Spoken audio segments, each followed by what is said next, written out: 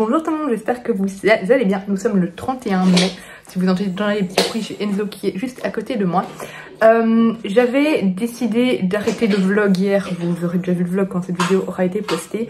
Parce que je vais commencer une épreuve non corrigée Lily Charleston. Et finalement j'ai abandonné cette épreuve non corrigée. Donc j'ai abandonné complètement le vlog que j'avais commencé pour cette épreuve non corrigée. Parce que j'aime pas du tout. Donc voilà, j'ai préféré arrêter. Ce sera le premier roman Lily Charleston que je ne finis pas et pour lequel je ne rentrerai pas d'avis. Donc voilà, je me dis, surtout les romans qu'on a rendus, ce n'est pas très grave. Mais du coup, je me suis dit, il me reste un jour pour... avant de commencer la croisière littéraire au féminin, qu'est-ce que je vais lire? Et je me suis dit, en fait, je vais faire une espèce de mini week-end en bulle, mais en semaine. C'est-à-dire que hier soir, j'ai déjà lu celle-ci. Et alors ce matin, juste avant de commencer à bosser, j'ai commencé celle-ci. Là, je dois bosser dans 10 minutes, donc je vous fais vite la petite intro et puis je commence à travailler. Du coup, autant directement commencer avec mon avis. Donc, j'ai lu Les Sauveurs d'Esprit, le tome 1, Louise, de Julien Monnier et de Carbone. Carbone qui est très connu pour la saga La Boîte à musique. Elle est très prolifique en BD Carbone, j'aime beaucoup ses scénarios, donc elle est au scénario et du coup Julien Monnier est au dessin. C'est une chouette BD jeunesse que j'ai vraiment bien appréciée, dans laquelle on suit une petite fille juste ici, je crois qu'elle s'appelait Sam, je ne sais plus, ouais Sam, ouh j'ai retenu un prénom. Sam qui vit avec son frère parce que il y a quelques mois, ou il y a 2 ans, quelque chose comme ça, leur père est décédé et du coup elle est à la charge de son frère et quand ils se rendent au cimetière pour aller voir leur papa, enfin la tombe du papa, eh bien elle va se rendre compte en fait qu'elle peut voir des fantômes. Elle voit 2 fantômes en particulier et surtout le fantôme de Louise qui cherche désespérément son mari. Et du coup Sam est la seule à pouvoir voir ces fantômes, enfin son frère ne les voit pas et elle va essayer de trouver le mari de Louise et de l'aider à pouvoir trouver son mari pour qu'elle puisse passer dans l'au-delà, reposer en paix. J'ai vraiment trouvé ça très chouette, c'est une BD très jeunesse, hein, une intrigue assez basique, mais qui se lit assez facilement et je lirai avec la suite avec grand plaisir. On aborde l'Alzheimer dans cette BD là, donc je trouve ça chouette voilà, de voir un petit peu cette sénilité en fait. En fait on ne sait pas trop si c'est de la sénilité ou de l'Alzheimer, mais c'est plutôt de l'Alzheimer, d'ailleurs ils le lisent à un moment. Voilà, ça permet peut-être un peu avec les jeunes de comprendre un petit peu s'ils ont leurs grands-parents par exemple qui sont atteints de cette maladie, de pouvoir comprendre un petit peu la maladie même si on ne s'étend pas, voilà, ça reste quand même en surface. Mais je trouvais ça très chouette et j'ai beaucoup aimé les illustrations qui sont très graphiques, très dessin animé en fait, voilà, très visuel, j'ai vraiment beaucoup aimé. J'aime beaucoup aussi la palette de couleurs. Voilà, j'ai vraiment beaucoup aimé cette BD. Mais je voulais le dessin animé, mais en fait c'est parce que les formes sont très arrondies. Sinon au niveau des couleurs etc c'est pas du tout moderne. Mais voilà, on a des formes très arrondies au niveau des visages etc. Et voilà, j'ai vraiment beaucoup apprécié ce petit album. J'ai pas grand chose de plus à dire dessus. Et j'ai lu le tome 8 de Franck. Bon, si vous n'avez pas lu le reste de la saga... Non, stop, ça ne vous... Laisse Miko tranquille. Si vous n'avez pas lu le reste de la saga, ça ne vous dira pas grand chose. Mais voilà, c'était chouette, on apprend à connaître d'autres personnages. J'aime beaucoup cette saga. C'est une saga où on va suivre Franck qui est propulsé dans la préhistoire. Et du coup, voilà, c'est assez bébête par moments. Mais moi, personnellement, j'aime beaucoup. Ça se laisse lire, c'est distrayant. Ça fait le taf d'une BD pour ados et voilà.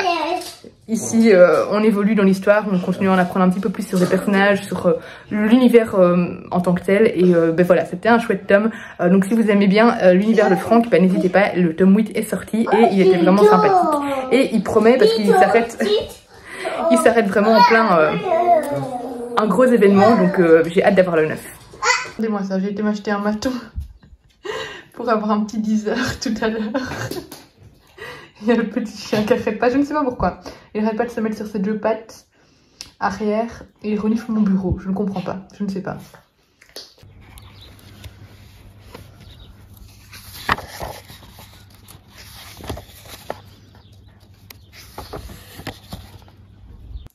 Alors on est mardi soir et j'ai fini le Jardin des Fées, donc le tome 1 pardon, Bergère des Fées, que j'ai vraiment beaucoup apprécié, tant au niveau des dessins qui reflètent parfaitement l'ambiance qu'il y a dans le texte. Ce sont des dessins qui rend hommage à la nature, mais il y a un côté aussi un peu sombre qui ressort de ces dessins, plein d'émotions, plein de poésie. Voilà, je trouve que c'est vraiment une très belle palette de couleurs également qui s'adapte parfaitement aux différentes scènes. Et concernant l'intrigue, je l'ai trouvée vraiment super intéressante, super bien ficelée, super bien trouvée. On n'est pas confronté à des fées comme on peut avoir l'habitude dans des contes de fées. Ce sont des fées un petit peu plus sombres qui cherchent à se protéger et à survivre, qui s'apparentent ici à des abeilles. Voilà, il y a plein de similitudes avec les abeilles, dans le sens où elles ont une ruche, elles produisent du miel, elles peuvent effectuer un vœu, enfin réaliser, exaucer un vœu, mais une fois le vœu fait, elles meurent, comme les abeilles qui piquent une fois et qui meurent directement. Voilà, il y a plein de petites similitudes comme ça. Et on est au 19e siècle et du coup j'aime beaucoup cette ambiance vraiment 19e siècle, assez vieillotte, assez... Voilà, on remonte dans le passé, j'ai beaucoup aimé les décors, les personnages, leurs habits, etc. Et l'ambiance générale qui est assez sombre et qui est assez mystérieuse. Voilà, c'est un livre pour enfants, mais qui est assez quand même... l'ambiance est assez pesante et lugubre et dangereuse. Voilà, c'est une ambiance dangereuse. Voilà, j'ai vraiment beaucoup aimé ce texte. Donc dans ce texte, on suit en fait une jeune femme qui est envoyée chez son oncle par sa mère, et sa mère lui demande de lui donner des informations, de lui dessiner en fait tout ce qui est ce qui lui paraît bizarre, qui sort de l'ordinaire. Et elle est très mal accueillie par son oncle et par sa femme. Voilà, il y a une espèce de... Enfin, il y a un dessin qu'elle retrouve partout qui est assez malveillant, et en fait elle va découvrir... Enfin oui, elle va apprendre l'existence des fées. Elle va s'attacher à une fée en particulier et elle va la protéger. Donc voilà, franchement j'ai beaucoup aimé cette BD jeunesse, de nouveau jeunesse mais assez sombre. Voilà, c'est une ambiance vraiment féerique, avec vraiment beaucoup de scènes, voilà, assez, enfin de planches assez belles, avec des belles planches avec de la nature, etc. C'était vraiment très beau et voilà, je vous la conseille fortement, j'ai vraiment beaucoup aimé.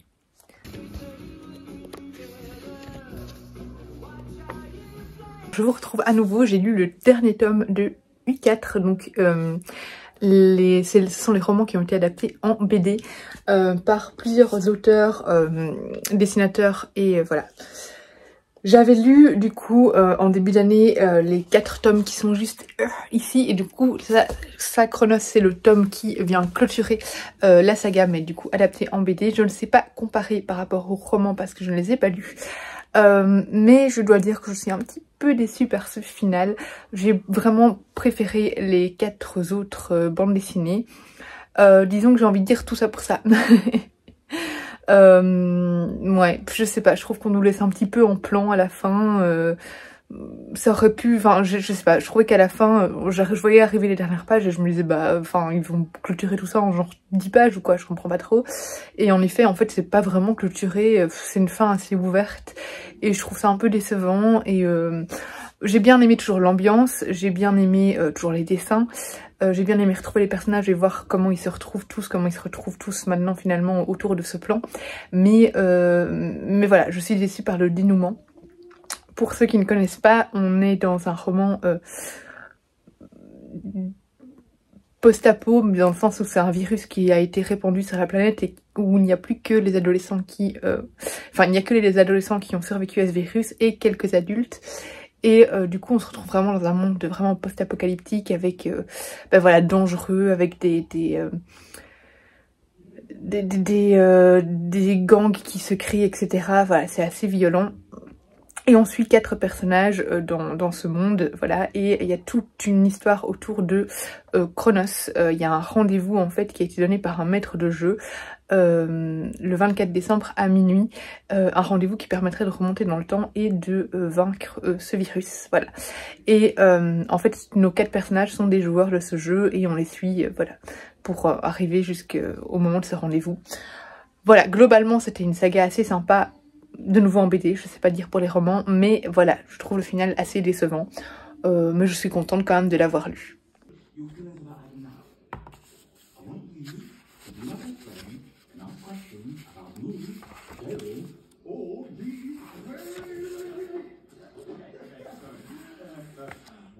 je vous retrouve dans le même cadre pour vous donner mon avis sur Magic et je vais clôturer ce mini vlog ici. J'espère qu'il vous aura plu et que ce petit format, voilà, mini vlog en bulle, en graphique, vous aura plu. Je vais sûrement en faire d'autres prochainement parce que j'ai encore pas mal de BD à lire, donc voilà. Moi j'aime bien faire une journée comme ça où je ne lis que des BD. Donc voilà. Bref, du coup, Magic, autant j'ai adoré l'histoire, autant j'ai détesté les dessins. Je trouve que la couverture était prometteuse au niveau des dessins, c'est vraiment la couverture qui m'avait appelée d'ailleurs. Et au final, j'ai pas du tout aimé les dessins. Je trouve les couleurs trop vives, pas du tout adaptées. Et je trouve les dessins bien trop arrondis, bien trop gag en fait, c'est ça. C'était des dessins gag, j'ai l'impression de voir un petit dessin animé pour enfants. Voilà, ces dessins ne me plaisent pas du tout. Et ouais, alors au niveau de l'intrigue, en fait, on va suivre une petite fille qui hérite des dons de sorcière à sa naissance, d'une sorcière vraiment très puissante. Et elle va être recueillie, elle va être abandonnée par ses parents parce qu'elle a des cheveux mauves, ce qui signifie qu'elle a des pouvoirs magiques. Et elle va être recueillie par des sœurs. Et voilà, on va suivre un peu le développement de ses pouvoirs. Elle a un ami qui la suit partout, c'est le petit chat ici. Et bah là, on voit les fantômes, c'est parce qu'à un moment, elle va réveiller les fantômes. Bref, voilà.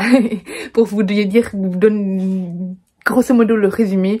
C'est très court, c'est une petite BD jeunesse, donc voilà, c'est... l'histoire n'est pas hyper complexe, mais je trouve l'intrigue très prometteuse et je pense que je lirai le tome 2 avec plaisir, même si, comme je vous ai dit, j'ai vraiment pas aimé les dessins.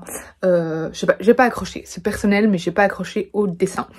Voilà, du coup, j'ai clôturé ce petit vlog ici, j'espère qu'il vous a plu. N'hésitez pas à me dire si vous aimez ce petit format vraiment mini vlog BD.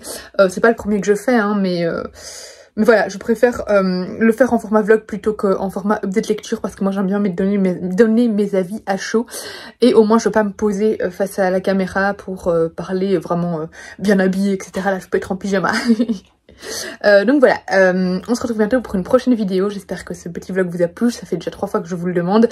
Et n'hésitez pas à me dire si une de ces BD vous tente ou si vous en avez déjà lu une et ce que vous en avez pensé. Et je vous fais des gros bisous.